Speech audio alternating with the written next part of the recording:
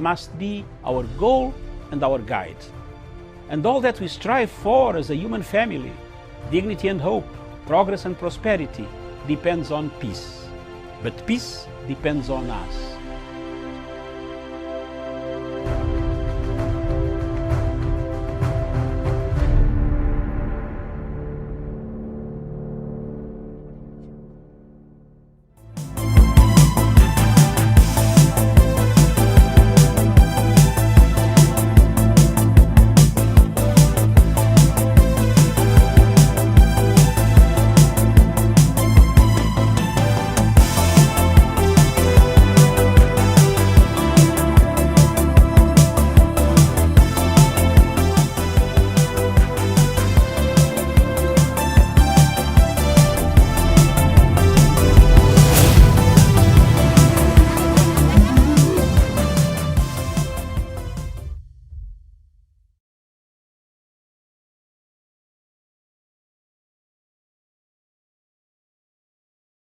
Good afternoon, viewers. Thank you very much for watching Punchline Africa Television, broadcasting all the way from the Political Command Center right now in East Africa, in Mombasa, Kenya. Good morning, all of you across in Europe. Good morning, all in the United States of America, South America, Canada, all in Russia, Moscow, China, in Australia. Good morning. Wherever you are, good afternoon, depending on the time sequences that are available today. Thank you very much, viewers. This is Punchline Africa Television, our usual channel that brings African news and talks about African issues that all pertain, disturb, ail. How can we develop our Africa? How can Africa change it? How will it change? Will it change for the better? What type of generation are we going to leave behind when some of us reach the sunset days? Plenty of our African founding fathers are gone, but are we still there? Are we holding the mantle? Where's the legacy? Are we forwarding ourselves with forward march of what the founding fathers of America, Abraham Lincoln, said, pitting ambition against ambition produces democracy? Is there any democracy taking place, shaping in Africa? Which country in Africa has the democracy? Are we people equal partners, or we are beggars? Are we handouts men to the great Europe? These are the topics that we canvass on this channel. And we want to say, whether few or two or three gathered together for prayer, Jesus said so, God will listen. It doesn't matter how many are on listening. Those who will take the marks, who else will take our notes, those who will enjoy the show later, those who will pick it up later and see our faces, let them learn something. That there is something very peculiar about this channel. I always predict some things that come true. I always say some things that want the countries that Africans should watch. I always predict, and I've said I should be given that credit. If people don't give me credit, I'll give it to myself. I'm sorry for those that I have injured on this road towards predicting the right things. I've said this country called Kenya is a beacon of hope for many. It's the hope of tomorrow. It's the hope of Africa that we look at. It's the island of peace in Africa. But the country has got to be handed over to the right person. A man who has the vision to look after this country. Not a man who has a vision to eliminate others. Not a man who is power hungry. Not a gentleman who can kill you because you have eaten bread and he has not. Not a man who can kill you because you wore shoes and he didn't have shoes. Not a gentleman who can destroy you because you are going to defeat him in an election. Not a man who cannot be corrected. With ego. Thank you very much, viewers. This is the Africa Showdown, brought to you by Dr. David Matanga. And across in Nairobi, we have none other than Miriam, our senior anchor, senior presenter, senior editor, Miriam Ogoto. Good afternoon, Miriam in Nairobi. Doc, a very good afternoon to you. Good afternoon to our viewers. Good morning, good evening, depending on where they're tuned in today. Thank you very much. The old voice has come back, Miriam. It seems it is sending the signal now. It is watching the horizon of peace. The peace that have been ringing in minds of the people, that have been saying, reminding people, is now needed in Kenya. We need that peace. Joining us today again on the panel is Samson Amechi Ongera, right from the Kotu, a member of the Kotu of my friend Francis Atoli's organization. Good afternoon, Samson Amechi Ongera. Good afternoon, Dr. Masanga from Mombasa. Thank you very much. Yeah, go on. Go on. Thank you. Thank you, Dr. Masanga. I'm happy that now we are in this day because you have been very strong and agitating for this country to get the best leaders. And as the workers' movement, as a union, as workers of this country, we are eagerly waiting and agitating for better leaders, for better leadership. This country needs better leaders. This country needs people who can listen, people who can sit down and talk, people who can understand. Thank you, Dr. Masanga.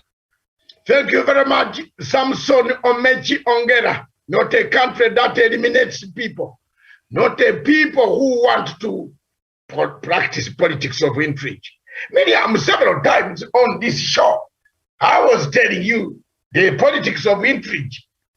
You see now, exactly, it has lined itself. It is showing its journey.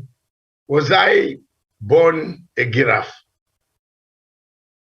Was I born a giraffe? Joining us on the panel again, before I hand over the baton to Miriam back in the studio, is none other than Daniel Sean Wesonga. We said it.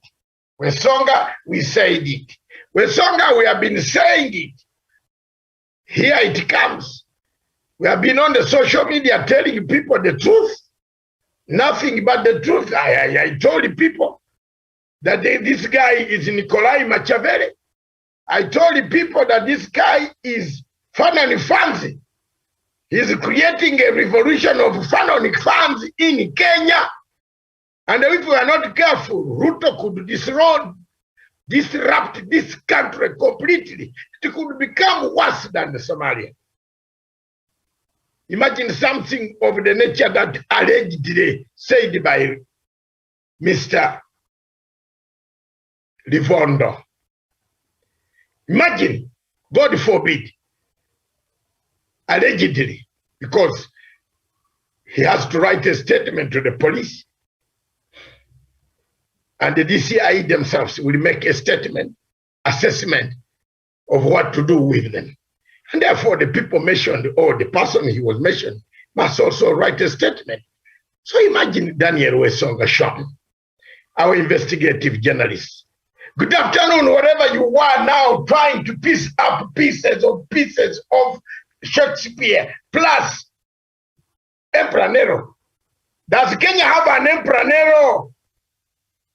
Yes, Dr. Masanga, very good evening from Mombasa, Kenya. Good evening to my colleague Miriam Ogutu, my brother Samson Omechi, and our viewers here in Nairobi, Kenya, East Africa, and the rest of the globe. Indeed, Dr. Masanga, whatever you've been talking about, now it is slowly coming out. At least we have people now who can go out there in political rallies and be able to tell Kenyans whatever is happening. You are not maybe an active politician, but at least now we have someone there who can stand on a podium and be able to tell Kenyans that, look, guys, this is whatever is happening. And I believe now the conversation will keep on going, that we do have an Emperor Nero here in Kenya, a person who has been scheming against his boss, not once, not twice, but severally, to have his boss fall so that he can be able to enter power in a clandestine way.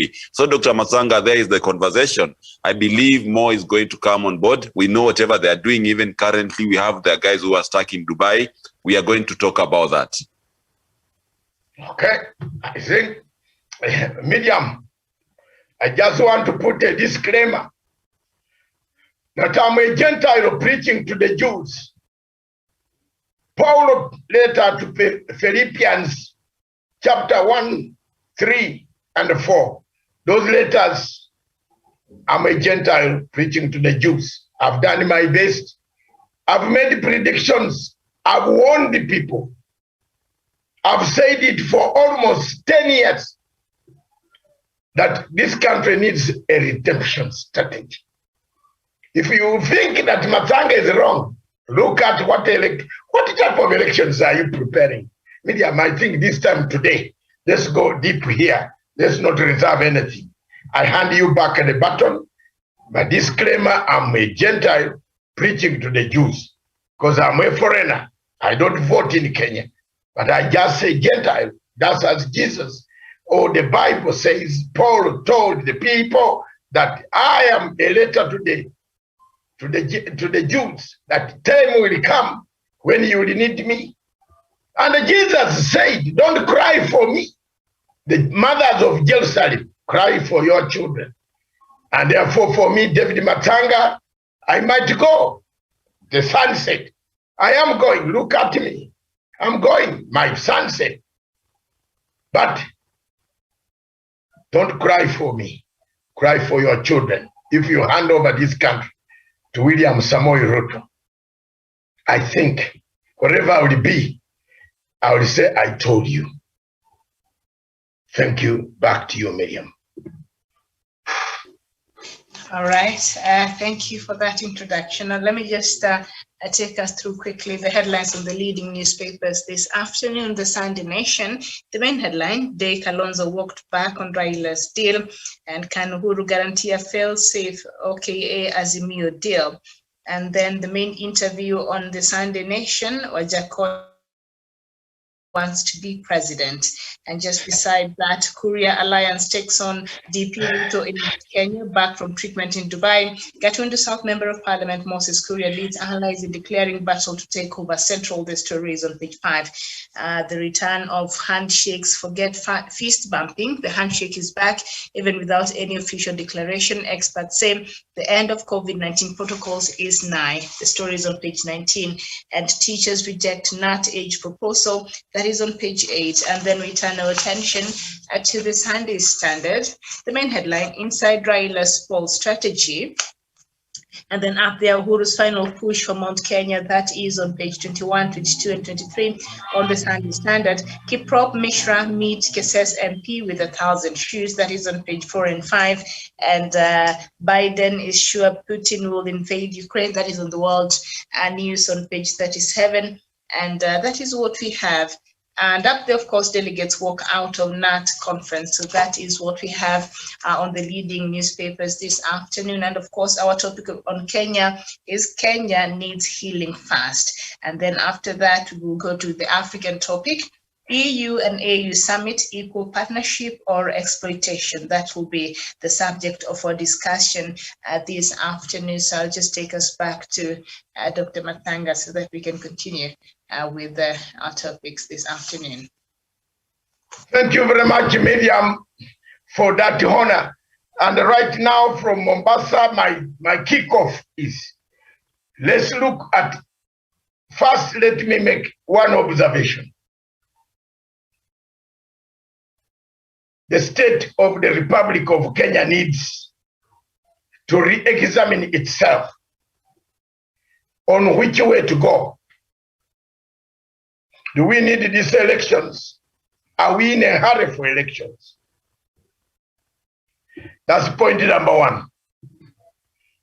Between human beings and elections, what decays first? Point number two. Point number three, are the stakeholders honest? If they are honest, go ahead. Point number four, are those spearheading, looking after the elections, conducting elections, given that the revelations of this nature are coming now, Miriam, that have been singing on this television station, that your votes, your ballot papers are being printed by the mafia. And nobody in Kenya seems to have looked at my words, Miriam. The people who introduced Chebukati to the Greek printing press are relatives of one of Ruto's buddies in business. Now, today, tomorrow, Raila is going to walk around here telling people the election was stolen. He's not making efforts to bring that issue out so that the MPs can go back to parliament and scrutinize who's printing your papers. I'm honest. Today, I don't have a side that I'm going to follow on. We are going to shout, and the people are campaigning. Yes, we are forming as a meal.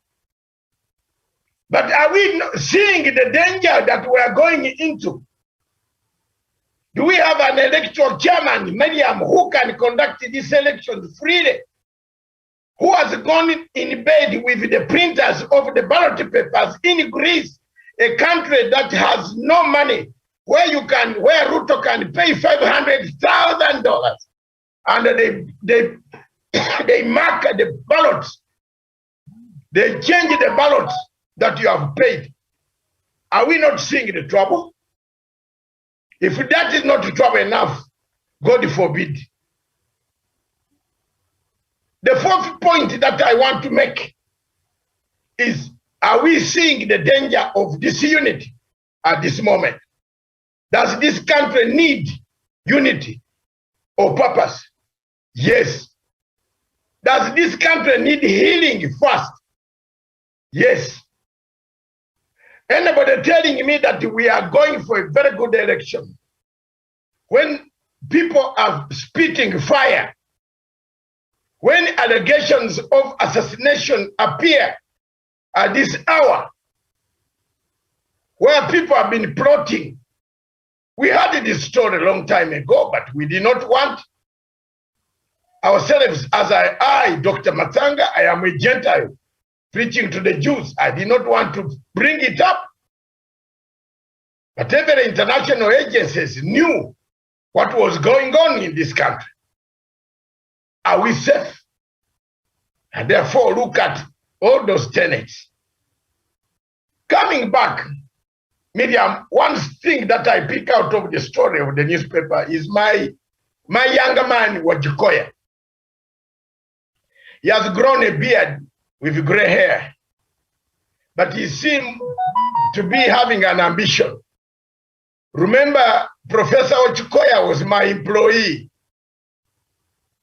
He worked in my nightclub as my bouncer. And I want to tell you people, those watching me, that there is nothing difficult for you to become a professor at any age if you are determined to. I encouraged Professor Wajikoya. I removed him from digging graves in Camden Town. And he will tell you, yes, Matanga pulled me out of a job that he was doing in London. I brought Professor Wajikoya to my nightclub and a restaurant to be a bouncer. And I was paying him $150 pounds per week by then in London in 1990s. We did a great job together. We could leave in the morning and go in the train together to go to school. He used to go to London, North London University. I used to go to London Guildhall University. We all obtained our degrees in different subjects. He started politics, then turned to law. I'm bringing this background so that people in Kenya should not think Wachikoya is mad. No, he's not. He's a very good man by heart. Very sincere person by heart. It is very rare, Miriam, for a person in Africa to accept that Matanga employed me. Because some people feel that when I say that, I'll give Matanga credit. No, it's truth. It gives you more credit. Therefore, Miriam, if you look at what we have gone through with Professor Wachikoya, I think he has the material, but he needs to be part and a parcel of the movement. I myself, as an editor, end up in Raila, in Mudavadi, Wetangula, and Ruto axis. Professor will end. Professor and I and Raila's family, Raila's sisters in London, we did a lot of work for them when Raila was being tormented, tortured by a regime here. Some of us went to the extent of sacrificing our own addresses to be used. And the deputy governor of Kisumu is still alive. You can ask her if she has never used our address, my address, to make applications. So we have helped each other for a long time. If she has never used Wachikoya, there are so many people in London who have been. He has never used another gentleman called Mohammed. We are together, all of us, in London. Now, we have done quite a lot of things. We have helped the family. Some of us sacrificed. Some of us saw the politics of Kenya. We have never come to gain anything more than that. But the moment, Miriam, that's what I'm saying. That's what I'm putting at the table. There are those 4 points which I've mentioned. I hope you noted them. They are here. Election is papers. Election is bad. The organization of election, a bad election is equivalent to war. So let's not beat about the bush. On Wachikoya on the papers, I will not pick much on the papers. That's what I picked. Okay? That's what I picked. And I believe other people will come in to say, to poke what they say. That is what I have from Mombasa, Kenya. Very well, thank you so much for that. Samson, what have you picked from the headlines before we get into our topic of today?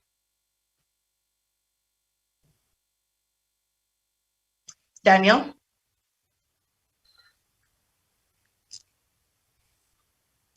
Yes, thank you, Miriam Ogutu. And of course, from the newspaper headlines, whatever I've picked up today is about the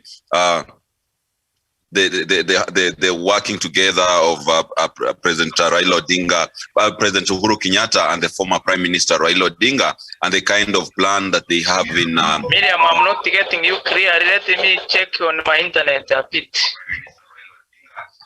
I'm not clear. Okay, very well. Thank you so much. We apologize for that. Daniel, go ahead. Yes, it is a working game plan between former Prime Minister Raila Odinga and President Uhuru Kenyatta, which is reported by the Star newspaper. And you can see the way these leaders are very, very much open-minded, working with different teams across the counties to ensure that the campaign goes on quite smoothly. And you know, Miriam, if you look at it quite intensely with a third eye, you realize that the team that the president and the former prime minister have put together, it's an all-inclusive team where today you might hear that Raila Odinga is in Tononoka grounds in Mombasa as it is. You hear another team of the CS Eugene Wamalwa is in Lodwar. You hear another team of Governor Nderitu Muriithi is in central Kenya and all that.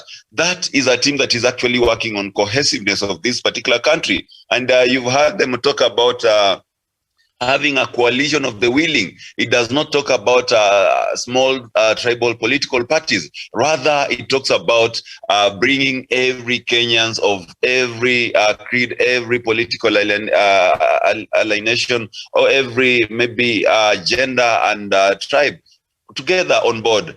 Rather than maybe the other side where you've seen the gospel of the Hustler Nation and the Kenya Kwanza group is all surrounding, moving around, revolving around a single individual. So you can tell which group, perhaps as per the maybe this plan, which group is so serious about bringing all Kenyans together. And if it were to win the presidency, which group is going to serve all Kenyans across the board, any other side, Miriam? I submit.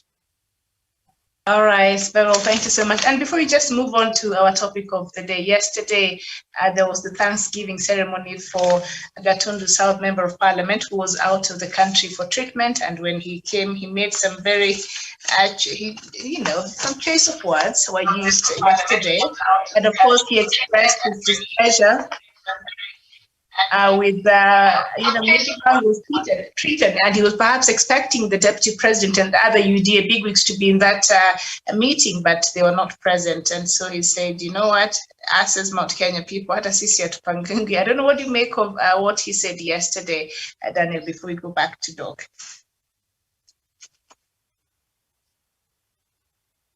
Yes, I think from my end, Moses Kuria has been quite indecisive. He's not someone who has a straightforward, maybe thinking in terms of where he wants to be in the next political dispensation. You saw yesterday he invited Stanley Livondo, who came out to spill the beans of whatever caused the disharmony between the president and his deputy. And today in the morning, again, you see Moses Kuria reporting that he really want to the DCI to investigate Livondo, and he takes responsibility for that. To me, I believe this is the height of indecision for Moses Kuria. And for Kenyans, I think at this particular juncture, with only 4 months to the general elections, no one really cares where he stands politically. The formations have really taken shape. And as it is, Miriam, I believe William Ruto is less concerned about having Moses Kuria on his side. And that is why they boycotted his event at Thika Stadium yesterday. So he has no otherwise. Whether he declares he's in Azimio or Kenya Kwanza coalition, or maybe he thinks of going with a third force, no one really cares about that. After all, Miriam, anyone who thinks that we are going to have a runoff in the next in the coming general election, especially the presidential vote, then they might be hit by a rude shock, because that is not going to happen. It has never happened anywhere around the world in the recent past. Kenya is not going to be the first case, and we believe it will be a first round victory for whoever will win this particular election. And those who are hanging around thinking that someone will go by them, then they're going to be in for a rude shock. And in matters concerning maybe his declaration, I believe Moses Kuria is still playing petty ping-pong games with the minds of the political circles, and he thinks someone is going to court him and maybe give him some lump sum, handsome payout so that he joins a particular formation. But let him take care, because at the end of the day, he might end up remaining in the cold while playing hard to get in this particular scenario, because things are really shaping up and Azimio is gathering a lot of storm. So let him read the signs and align appropriately, Miriam. I submit. Okay, thank you so much, Doc. This is part of what he said as I come back to you so that we continue the rest of the show. UDA converged and were warned against attending today's event, that is yesterday. Let them know this was not a political event. No one should insult our president. Let them wait for theirs and then they can do that. We are going to ensure the president ends his term respectfully. That sounds like he's aligned to some side, but he has been the one on the forefront insulting the same president. So what has changed? Has he seen the light, Doc?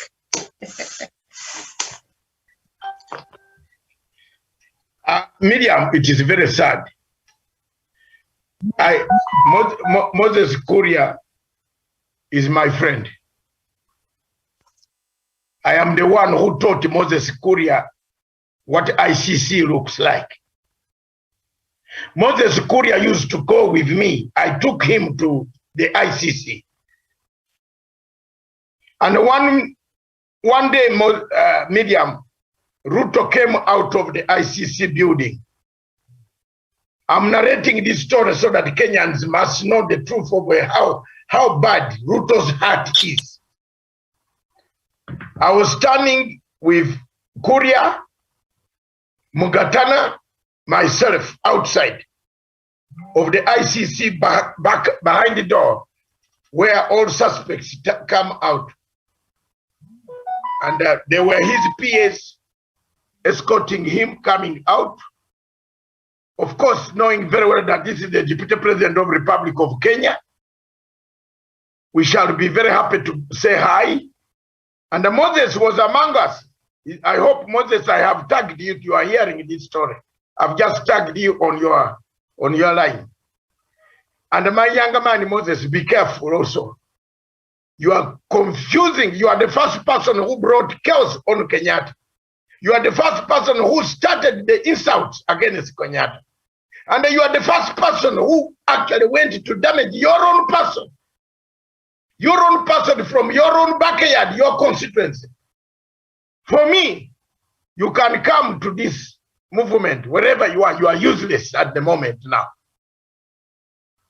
You are not worth salt.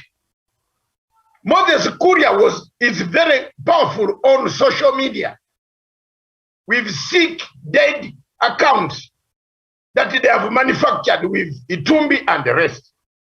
When Ruto came out of the medium of the court, you know, in Africa, when you greet somebody with the fingers touching like this, look here, Miriam, here, Ruto greeted me like that.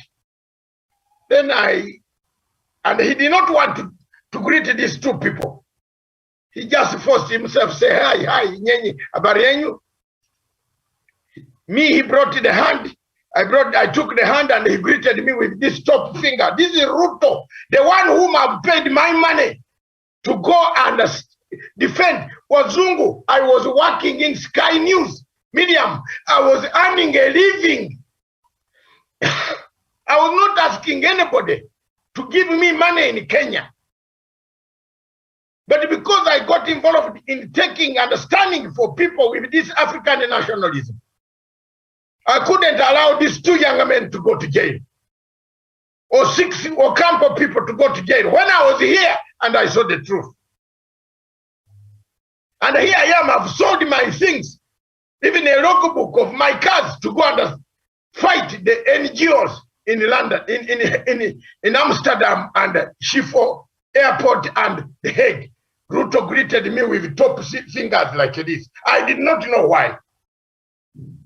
I thought I was a great friend of this guy, whom I was defending, whom I was talking on TV, whom you can see all my medium. Don't you see all my clips with Jeff Koinange? What I did for this gentleman, nobody in Kenya was willing to do it. Nobody. At that time, everybody in Kenya wanted them to go home. You saw the mood in 2010 at 9. People wanted them locked up.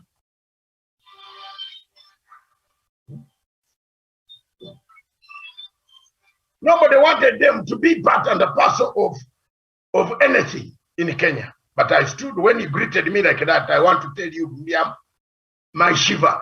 I told Moses Kuria and Mugatana, do you want to stay in The Hague again? The flight leaves at 8. This is 3 o'clock.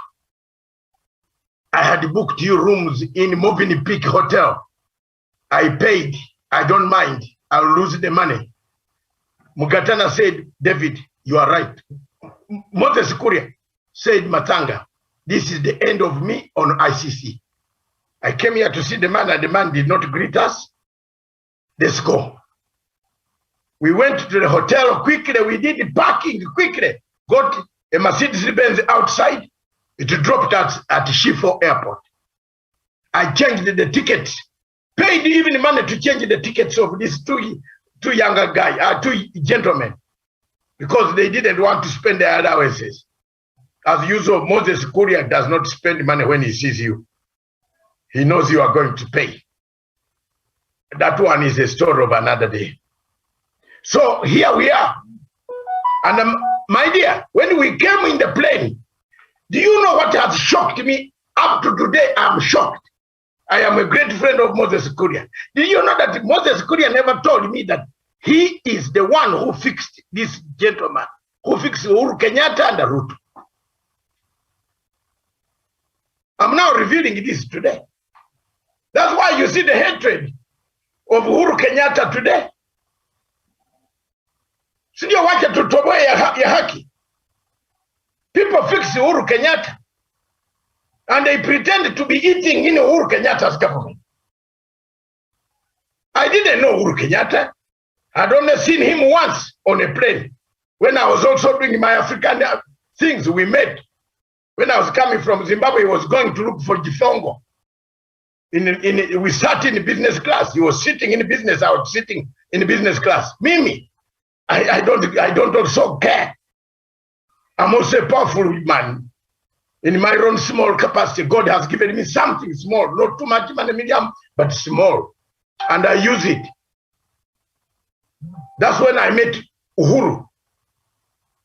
So, look, when I arrived in Kenya, I swear in the name of God, I was shocked. The following week, breaking news. Moses Kuria is in Ruto's office, shaking hands. You hear this? And they're being paid millions to turn to say it was Martha Karua and the rest who fixed William Ruto. He knows the witnesses. He's the one who paid witnesses for 2 shillings. I was shocked. From that day, my dear sister, until Moses was arrested, everybody left him in prison again, in industrial area here. There was no money for bail. The brother came to me. Everybody had refused. I paid 142,000 shillings. Moses used that to educate one of your children, to reach the level of my children. Thank you. He never paid back. So when you are talking about double standard, Miriam, that's how he is. This is a man who said he will never speak to Ruto again. 1 week passed when we arrived here. I and Mugatana, we were shocked. Ask Mugatana, he's here. Usually Daniel Wesoga talks to this Mugatana. Ask him, he will tell you. We are shocked about what Ruto did to us. We had gone there and he embarrassed us. He greeted me. I didn't know what enmity I had on Ruto. And to finish this story so that I never repeat it, when Ruru 68 arrived, Miriam, William Ruto specifically told Abraham Sengoye and his people Talam that Mathanga should not be allowed to go to The Hague and talk about this Ruru 68. He's a bad man. They enlisted Ngunjiri, the MP for Nyeri, who had switched sides. The man who was condemning them had switched sides. And now Ruto and Ngunjiri were in one bed. Unfortunately, or fortunately enough, Miriam listened to me. Here is when God has given you the little he has given you. Be grateful. I was the only man, again, amongst them, registered to be allowed in the Assembly of State Parties in The Hague.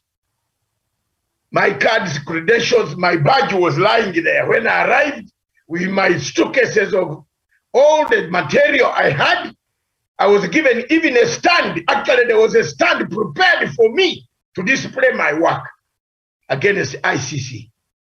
Do you know, guess what? Africans being as they are, Miriam, they started coming, pretending to be very, very good to me. Oh, our brother from Uganda. This is all these MPs. Okay, now everybody will comment. Our brother from Uganda, you have done very well. Mr. Ngunjiri was not allowed to enter the hall. He ate the money, the allowances he was given. That MP for Nyeri, that's don't be shocked. Don't be shocked. I am not interested in you. I am not part of your elections. You can elect whoever you want. But I'm only telling you history that Moses Kuria is not a trusted person. In his statement this morning, he said he was the convener of the meeting. And therefore, he doesn't tell people what to say and not to say. But he is responsible now as a convener to ask DCI to arrest Mr. Livondo. As we go to the press, I'm told Mr. Livondo has gone to the DCI today to record a statement right now, which is very good.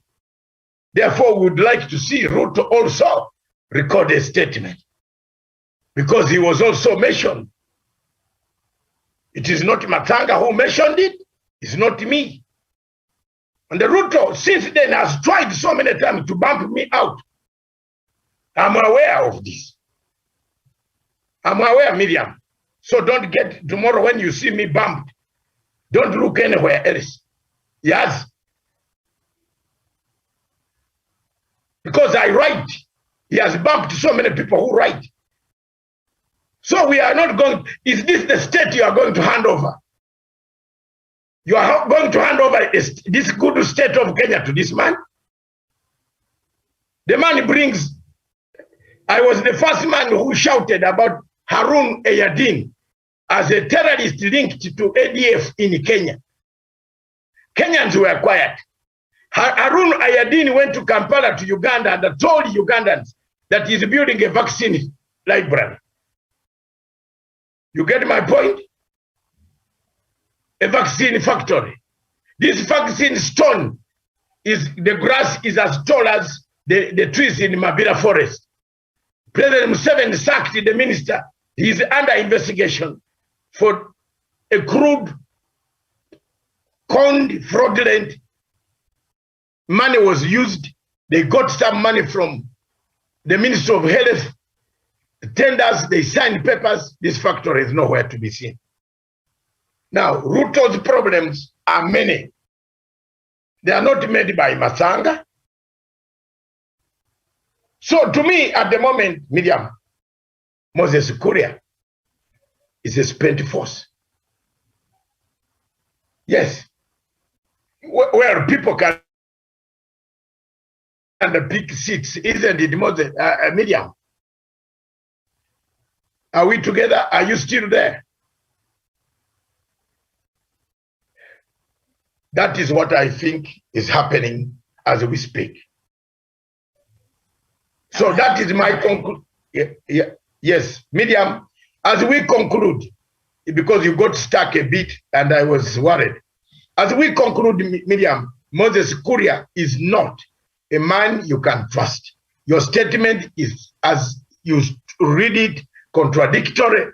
It makes a lot of contradictions. He can eat today and say he didn't eat. He can be eating, then he say he's not eating lunch. Where yet he's hammering chapati here and the meat. Here. That's what Moses Kuria is. And believe me or not, if these are the type of politicians who started the war to insult Uhuru Kenyatta, it is his own MP.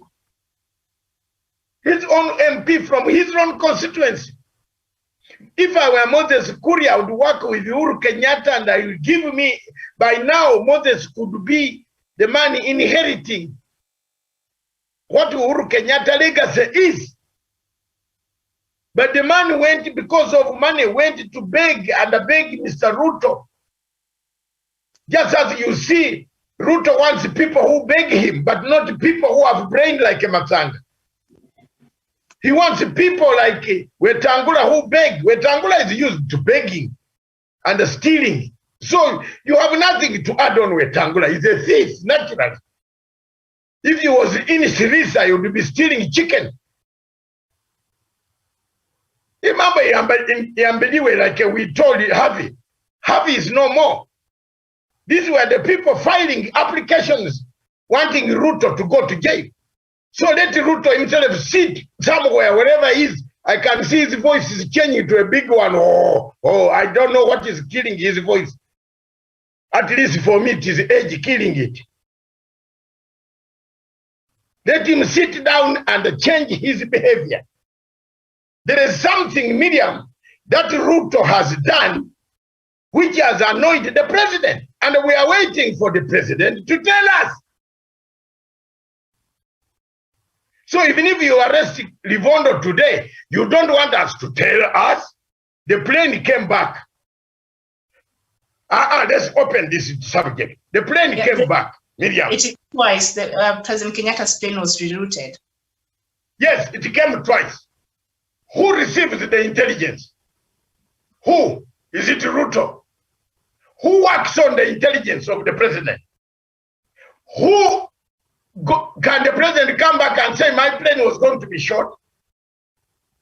No. A spokesman can change, can use a language. But you go deep and find out warnings, advisory role, opinion coming from sister intelligence networks, medium.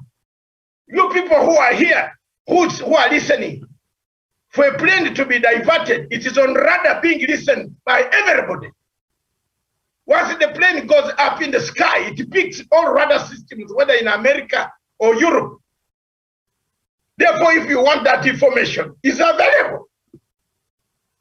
The spokesman of the president, Manoa, told us the plane was brought back.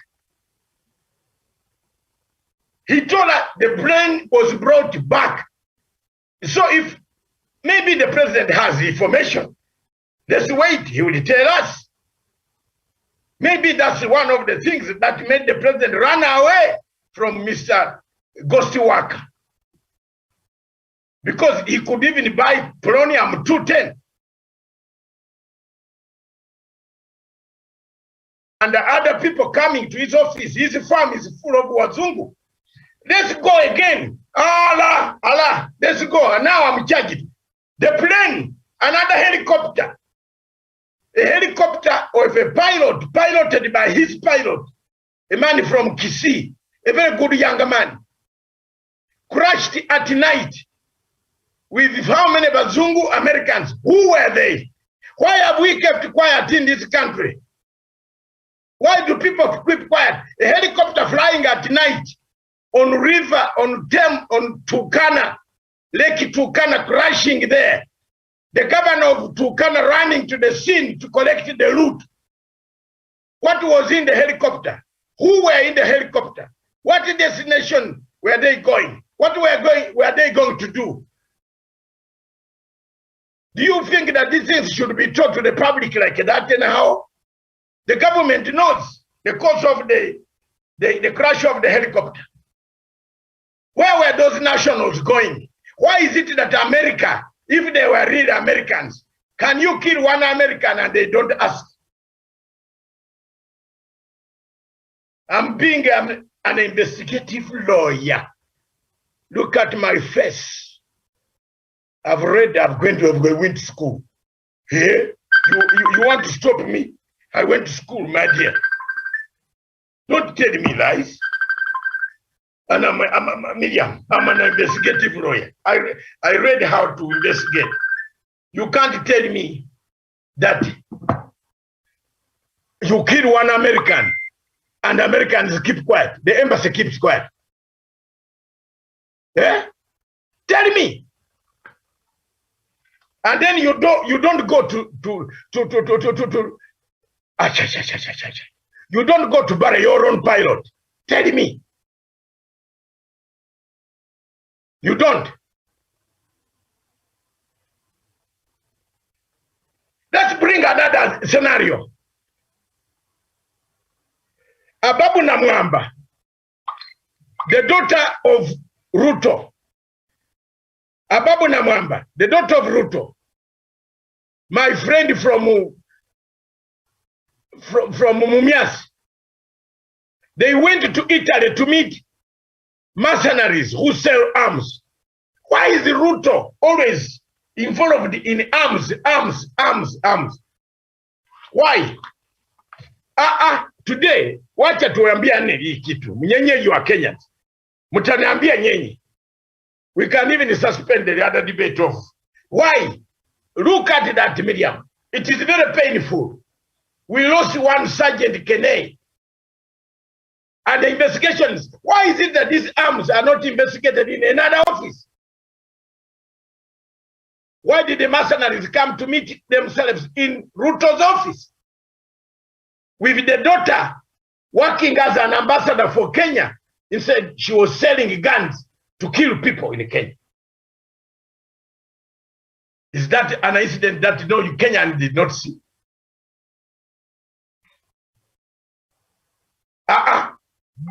Let's move on again. The new fruit farmer, mulimaji ya kisiasa ya kisasa. Wesonga knows how to pronounce that.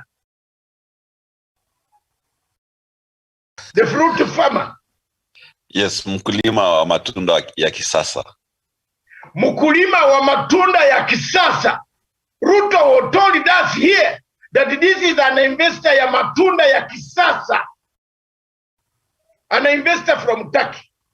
He took the investor to Museveni's home, showing a terrorist to our president. You want to kill our president? I'm now turning your tables. You want to kill President Museveni or what? You took a terrorist to go and kill President Museveni. How do you take a terrorist to Uganda to show our president? You want to bring us chaos? We have been fighting too many wars, Mr. Ruto. Well, we have kept quiet. We did not want. We wanted this thing to blow up. Then we tell you, hey, bring it on, media. Bring it on. Bring it on. Wacha iwake moto.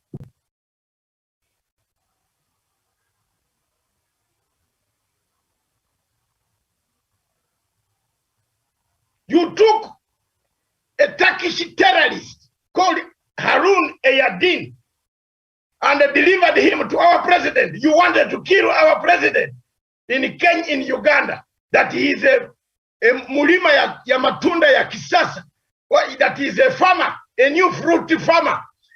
You borrowed 15 billion shillings in 1 second, one telephone call. Who in Africa can do that, William? Show me. Show me in Africa who can do that. We have kept quiet. Is that not enough? How many lawyers were running? Were running to Kahawa court. And they were saying, Hala, you release this man, you have done very badly. Matiang'i is a very bad man. You calling Matiang'i so many names. Where is the man now? The latest, let me bring a blow. You know, Miriam, we are going blow by blow. This week, Mr. Kemboy, another businessman who deals in beef. Is there beef Kenya Meat Commission, which is manned by KDF, says there was no meat that was exported to Burundi. Miriam, he arrived with $2 million, not even Kenya shillings, $2 million in cash.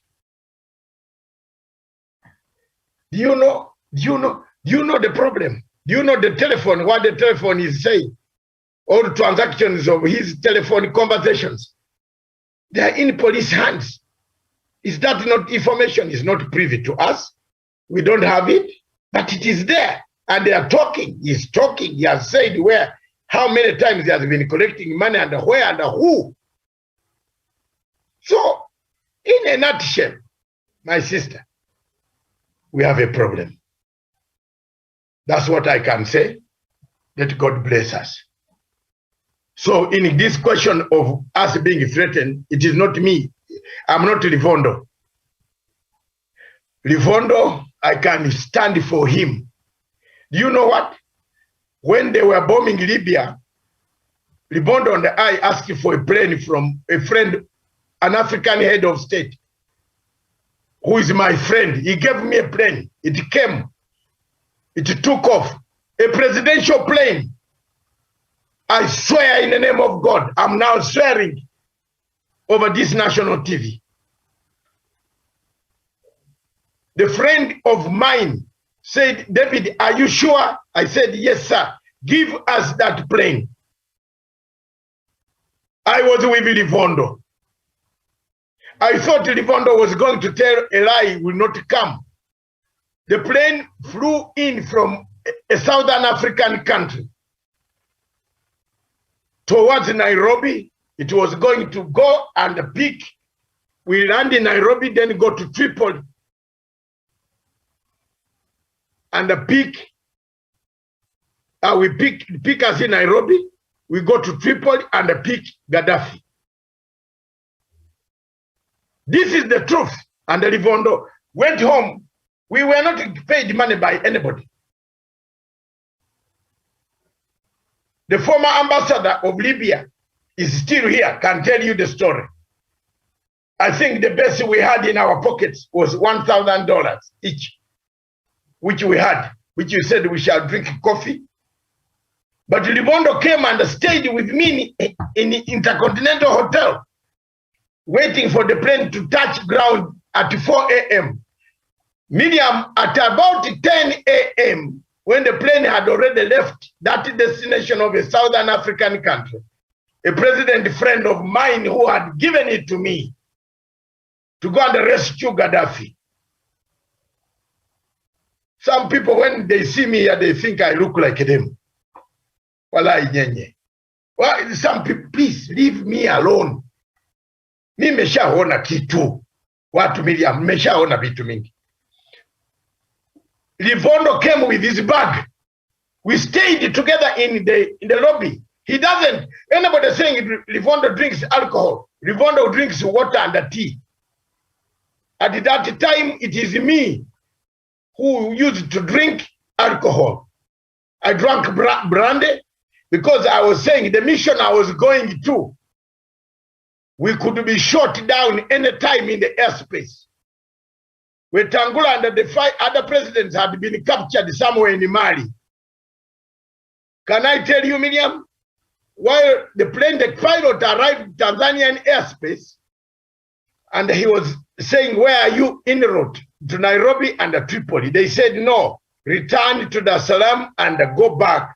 Get fuel and go back. You can, to your destination. They have started bombing Tripoli. Miriam, that's how we ended. So Livondo does not tell a lie. I don't know whether he has gone mad of late, but no, he's not. He's not mad.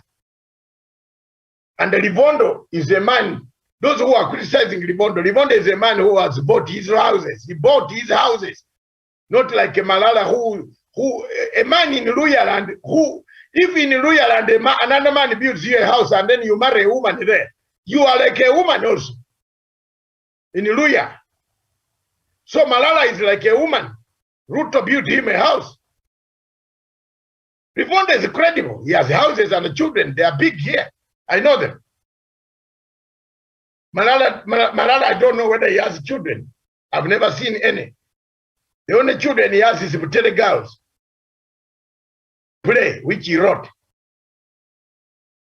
So this is the hard stuff that the people hate me here for. And that is how I know Rivondo, Miriam. If that is the question you wanted, I've exhausted that thing of, before we go to another topic, which we can move on now quickly, because I've said it all. There's nothing anybody might add here, which is more than that. The case now is with DCI. Let the DCI now get us the truth. Let Rivondo tell everything. And also Ruto goes to write a statement. Where was he? Did he have contacts? What did the runner say? And then the president in the future also is leaving. Tell us why he disagreed. Speculations are rampant.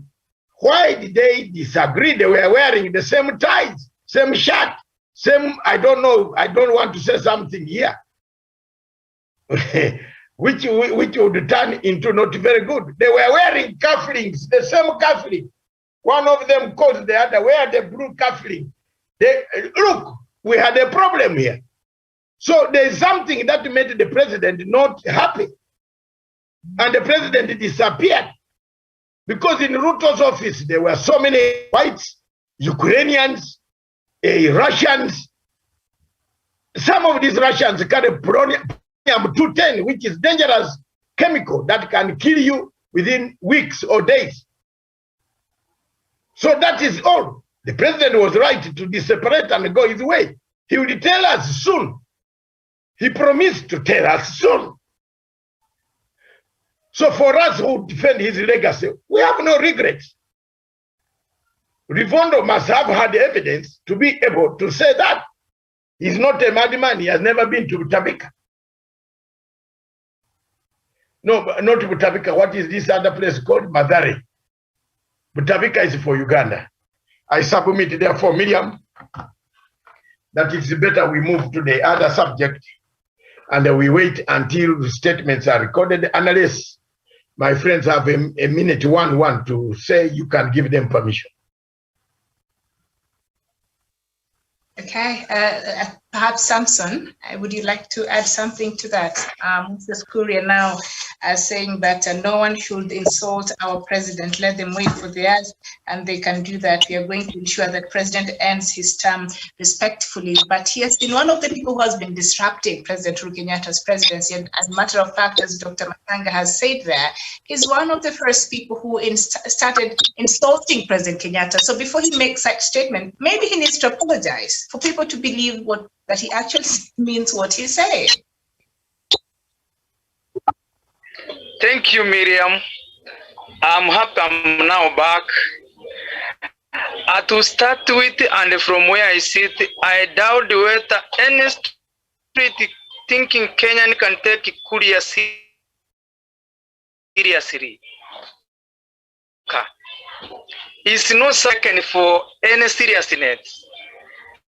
To start with, Kuria is contradicting himself and is on the other side. On the other hand, as a person, and for many people, because I'm very sure you've gone through the social media and the other platform, none is taking Kuria for any seriousness. Because Kuria, on the other hand, is the one who started abusing the president, and it's on record. Masanga has put it very clearly.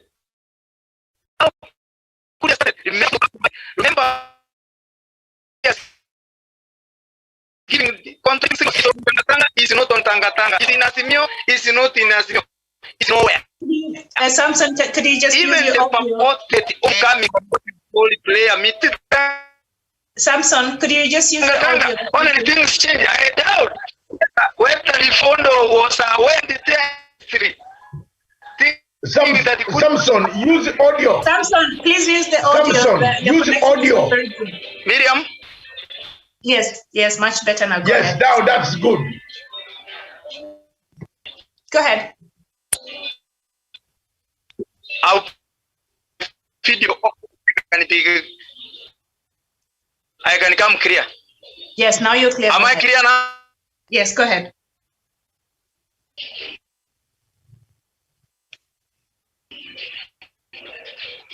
Am I clear? Yeah, but we're being informed that your bandwidth is a bit low. So, but just try with the audio. We see how that goes.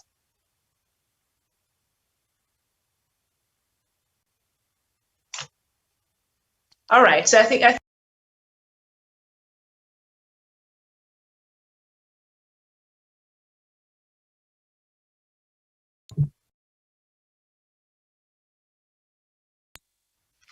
Daniel, as we go to our next topic, I think we had issues with Samson there. So perhaps your take on this. Kuria saying that nobody should insult the president, and I was listening to him, and I think I laughed. It felt like a joke because he's the first person who started insulting President Kenyatta from his own backyard. Should he apologize first? And maybe we'll take him seriously on this one.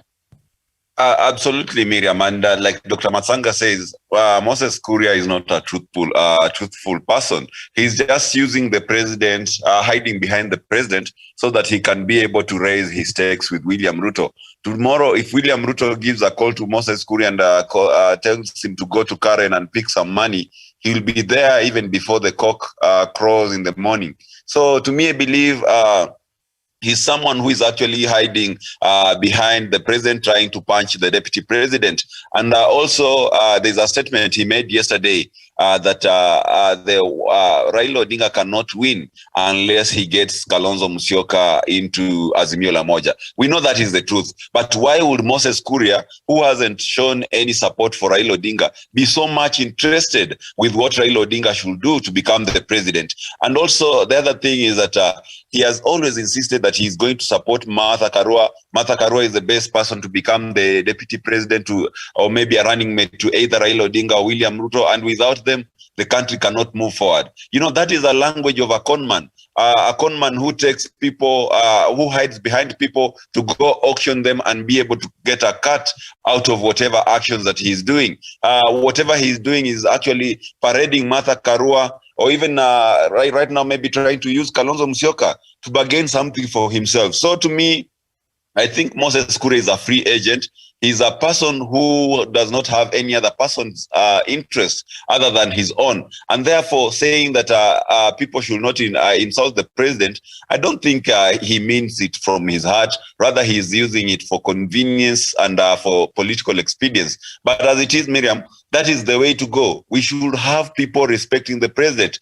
No matter what or no matter who they are, they should respect the head of state, because the presidency is a symbol of national unity. And I agree with you, before he tells other people to respect the president, he should also apologize to the president for the tantrums and the bad things he has been talking about the president. And remember, he's the MP for the president. So to me, I believe until he apologizes to the president and turns to a new leaf, we shall not buy whatever he's preaching out there. You remember when the president had the handshake between himself and the Right Honorable Raila Odinga, they went to Kenyans and told them, this one used to call me this and this name, I used to call him this and this name, but we buried that behind, we buried the hatchet, and now we are starting a new journey of the handshake, and we do not want Kenyans to do that again. That is what Kuria should do. But otherwise, all these other ones are shenanigans, Miriam. I submit. Very well, thank you so much. And with that, we just move on to our next topic on Africa, and that is the, the meeting that we saw happening between the African Union and the European Union. And the 6th European Union African Union Summit began last week with over 60 leaders from Africa and Europe who attended in the hope of creating concrete plans and mutually beneficial partners. France President Emmanuel Macron, who is hosting the summit, recently said that in order to move forward, there needs to be a complete overhaul of the partnership between Africa and Europe. He spoke of the desire to establish a genuine system of peace and prosperity to build investments in African economies and build a shared future with the aim of reforging an economic and financial new deal with Africa. He acknowledged that relations between the continents were tired, but that will take it a fundamental shift relationship, and the path ahead is by no means very clear. So that is what President Macron said a couple of days ago, that it's about time that these relationships were relooked and the foundations of perhaps these relationships were relooked. And as I was just reading through what President Macron was saying, France wants to hide in the general blanket of European Union. Well, we know that of all the countries in Europe, France is one that is accused a lot of times of we know there's an imbalance when it comes to this relationship between Africa and Europe. But France wants to say that now we need to forge an economic and financial deal with Africa, but also, saying that now we're looking at a partnership between Africa and Europe, and there needs to be a complete overhaul. So in essence, it seems to not want to take responsibility on the part, France has played with the imbalance, but wants to hide in the blanket of European Union. But anyway, he's saying that the European Union now in Africa, we need to relook at how we interact moving forward. What do you make of President Macron's, sentiments? Miriam, thank you very much for asking that question. And my dear, you see, one of the problems African leaders don't learn is they don't listen to we Black African educated scholars who tell them about the policies of the French on African continent. Time and time again, Miriam, we have said about France, what it has done. 3/4 of the countries of the French-speaking countries are at war. Show me one country where a general is not itching, is walking towards the barracks to seize the state house. Show me. You saw it even in Congo. A few days ago in Congo, Miriam, you were there, you saw. So you tell me, when you talk about African Union going to the European Union, what have they achieved? Do we go there as equal partners?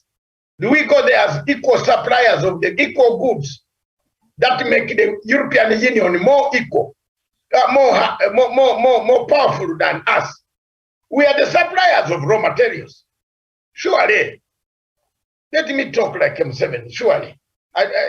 Miriam, I want you to cross-check for me whether my president was there.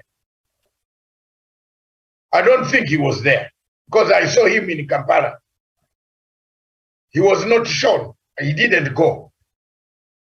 If he was there, I don't know, but I didn't see him. I saw. Look, of course, there was no way Kenyatta would have refused to go, because one, he's a member of the United Nations Security Council. Two, he's a member, chair of the African Peace and Security Council. But African heads of state, most of them, look at Buhari. He went there for holiday and relaxation. Mr. Buhari removed the council, the tall cloth, which hides, I don't know what he hides under there. And then he became a teenager, doing swings, teenager swings, high, But while people back in Nigeria, people are dying. So for me, I don't think African heads of state went there as equal partners. They went there as, I don't know, it's exploitation really. And for France to hide in other European unions, you can imagine how many heads of state that came there. Did you see how many European Union heads of state that came there? How many? How many? Let's be honest. I only saw France, then the Belgian Prime Minister. Who else was there? The rest said foreign ministers. Because some of them cannot come to pretend that they are doing a very good policy on Africa. But on the sidelines of European Union, AU meeting, there was a bigger meeting on Russia where European Union leaders were there meeting, making decisions as to whether they must protect Ukraine from falling in the hands of Russia. Now, as far as going to that country is concerned, to Brussels, We should not go there as beggars. We should go there as equal partners. We supply raw materials. Let's unite on this continent first and say the European Union in East Africa, our trade, we shall be channeling our goods, tomatoes, onions, mangoes, pineapples, beans, peas, carrots, and name them. These things in Europe are very costly. Our beef, our lamb, our chicken. These things are very expensive in Europe. And the common market in East Africa could sell these goods in lump sum. We could maintain the East African Parliament and make a decision, have a standing army in East African standing army that can quell any disturbances in the region. The problem we have, Miriam,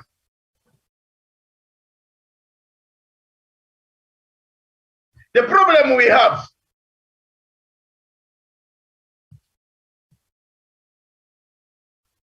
and which we must make it very categorical is we put money first. A few days ago in Senegal, the Africa Global Security Organization was launched by President Museveni and the President Sali of Senegal, who is the current chair of African Union. I have friends who went there secretly. And I was given the whole timetable of what they were discussing. But the people are in it for money. They are not in it for service of the people of Africa.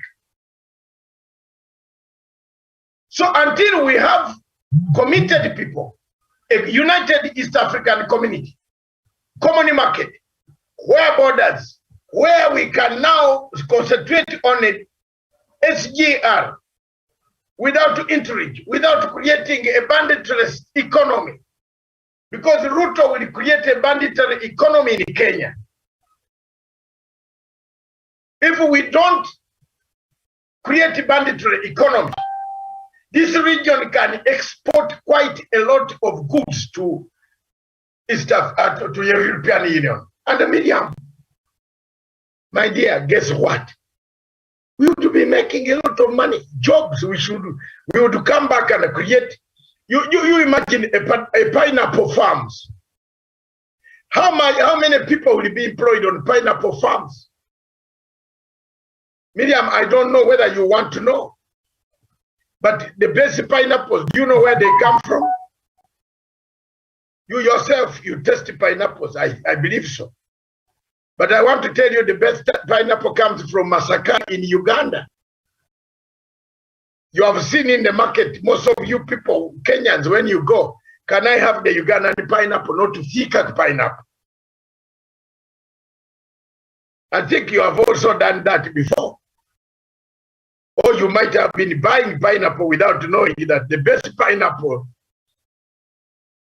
that you buy, the best banana, this type of banana, this one here, which is now down here in my Mombasa house, is it comes from the hills, the plains of Uganda, sweet banana. These are apples come from Kenya, basic apples come from Kenya. Carrots, Uganda now is the seller of carrots into Kenya. How many people can we employ after we have a common market and we sell, we export these things in plenty? Tell the European Union that give us the standards that you want. We shall grow the fruits to the standards that you want. There is nothing that is in Africa which is not sold in Europe. Guavas, avocado, medium, okra, chili, big chilies. If you tomato, people want tropical tomatoes. And what you see when you go to London, our brothers, the Caribbeans, have taken the market, the London market. And that's why it is very important, Miriam, as I conclude. Kenya is going to be fronting the Commonwealth Secretary General slot. We better help President Uhuru Kenyatta to leave a legacy, to leave the Secretary General of the Commonwealth in the hands of Dr. Monica Juma. Monica Juma will become the Secretary General of the Commonwealth, and that is going to be very good for Africa. Whatever she is, let her listen to me. Some of us have done several roadblocks.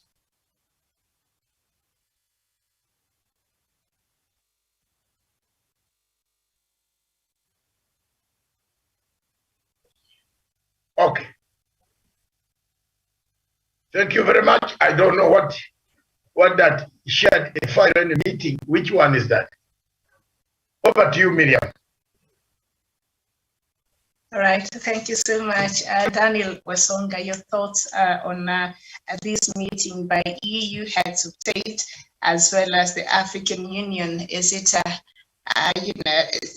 is there a balance? All right, are we going there as beggars, as Doctor has said there, or what is happening? Thank you so much, Miriam. I believe whatever Dr. Matsanga said is actually the true perspective of what the relationship between the AU and EU has always been for the longest time of their existence. So I believe maybe perhaps I wouldn't want to dilute whatever Dr. Matsanga said. You know, he's much connected. He knows whatever goes in behind the scenes in those kind of diplomatic talks between Africa and the European Union. He has been in most of the European cities. He has been across Africa, and he actually knows whatever Africa needs. But maybe what I will just like to reinforce is what Dr. Matsanga said, that Africa can be self-sufficient in terms of growing our own economies, being able to trade among its member states and other international partners, and be able to earn something from what we do, rather than maybe waiting for the European Union to dictate to us whatever we should do with our economies, whatever we should do with our politics, etc. So to me, I believe Miriam, he has been able to exhaust all that, and I wouldn't want to maybe bring in something that does not maybe add value to that. Doc, anything else on that story?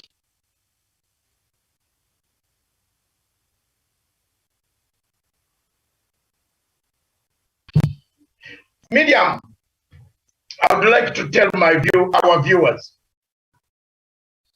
that here you are.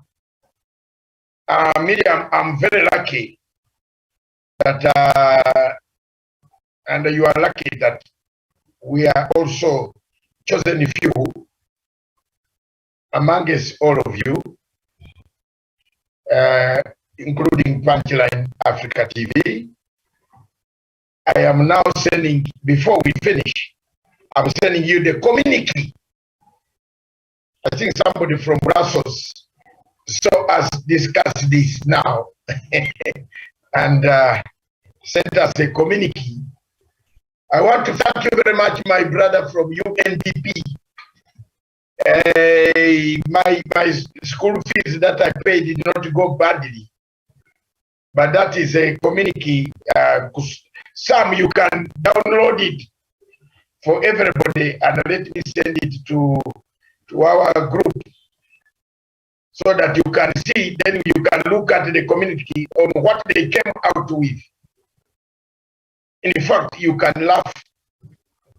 Miriam, what they came out with is more or less that the same thing that we have been talking about.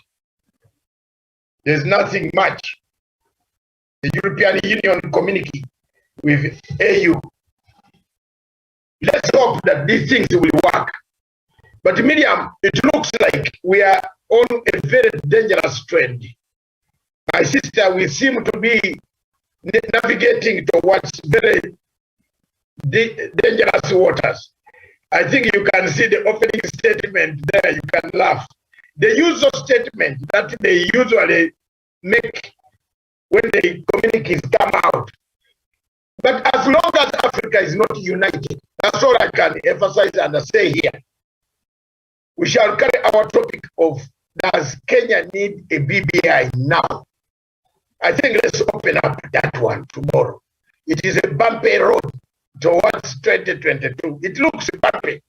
For me, Miriam, tonight, look at all options, and tomorrow maybe you tell us, is it possible to have an election, a free and a fair election here? Sure, me, you know what? I'm the most worried. I have never been worried like this. More so when you have Livondo throwing such a bomb in the middle of fire. You know what is happening now in the mountains? People have said, what? It could not go to that level. But also, there's something you've been saying, I think, throughout about, even those who are leading the insult against President Kenyatta. It will come to a point where they'll start saying, no, you can't continue insulting our son like that. It will go back to because we're very ethnical as a country at the end of the day, even if you don't agree. But if you come here and you start insulting the person perceived to be the leader,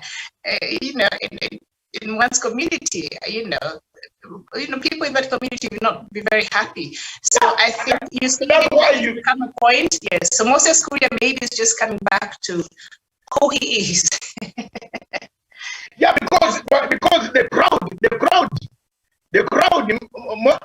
Moses Kuria's point, there is another thing that Moses Kuria brought up.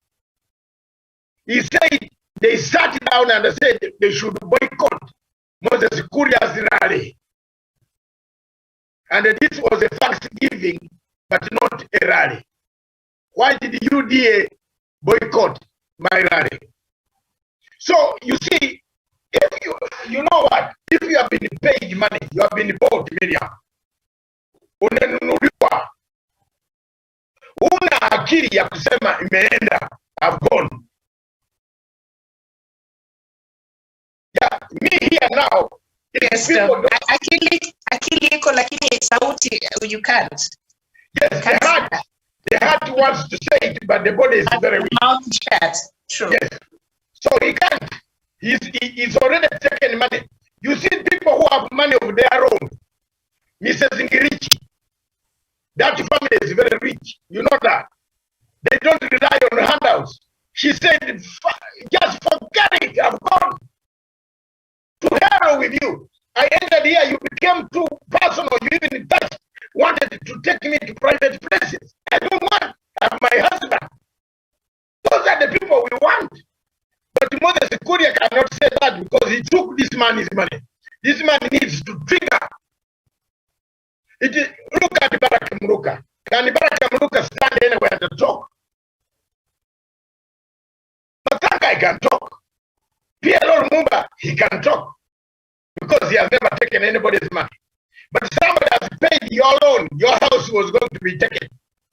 And then you show your friends that, look, my 9.4 million was cleared. So I'll speak for him. What are you? Then you are useless. You went to school to educate and help others. Then you have become useless. All these guys, like Harvey, where did Harvey get money from? From the cases that he has been fixing for Ruto. The biggest amount of money that Harvey got was on BBI. Because he was the one dishing out to all those lawyers. And he remained with a big chunk of BBI. Now they have seen that BBI could come and say, hey, I think this was very good, this was good, this was good. They have run away to attack the president and the Raila in different ways. So for me, I just want to thank you very much. Thank you for doing what you are doing in Nairobi. Hopefully this week we shall all meet, we shall be in our office by Wednesday there. we have acquired the lights and the other things needed. We shall do a test run on Wednesday. So tomorrow I will be there. I will be sending those to a preparation of our studio, which direction for the first time. I know you have been lonely in your place, and I have also been lonely in my side. So we shall be together and bring up our program as it is. Something has come in as we leave.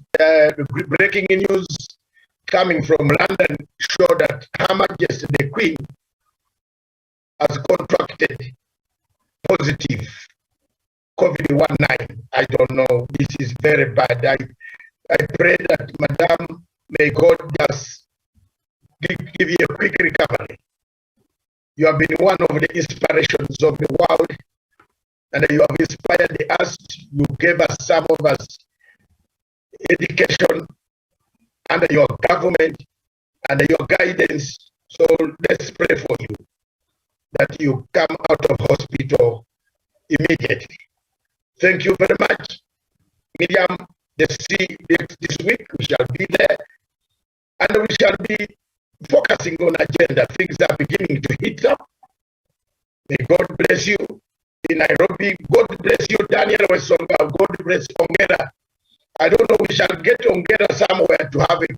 He has good points, but he needs to have time, airtime. And then there's a secure place where there is network. I don't know. Thank you very much, Miriam. Back to you. Close the subject. There you are. Yes, indeed, we do wish the Queen a quick recovery. She just tested positive for COVID-19, but they're saying she's having mild symptoms. As you've said, thank you so much. Tomorrow we shall continue with some of this conversation. Thank you so much, our viewers, for watching us, wherever you've been tuning in from. So hopefully we can meet here, God willing, for more news from across Kenya and indeed from across the continent. I am Miriam Ogutu. Thank you for watching, and bye-bye for now.